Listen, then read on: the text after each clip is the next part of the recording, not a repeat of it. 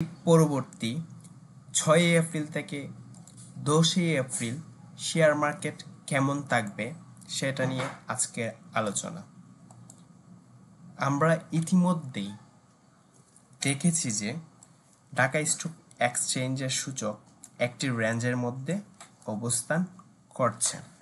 রেঞ্জগুলা sideway range বলতে পারবেন এবং তার বৃহত্তর রেঞ্জ হচ্ছে 5,410 পয়েন্ট থেকে 5,099 পয়েন্ট এর মধ্যে, এবং একটা ছোট করে রেঞ্জ আমরা তৈরি করতে পারি, সেটা হচ্ছে 5,167 থেকে এটাকে আমি 5,288 পয়েন্টের মধ্যে ঢাকা স্টক এক্সচেঞ্জের সূচক থাকতে পারে।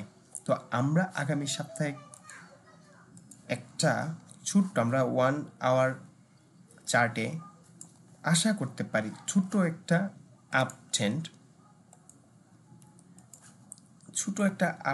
আমরা একটা আশা করতে পারি। এই আগামী সপ্তাহে আমরা আসলে দেখব মার্কেটটা কেমন হয়।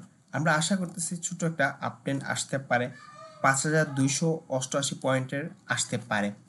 এমনটা হলে খুব একটা খারাপ হবে না বলে আমি মনে করি। আজকের মতো এতটুকুই।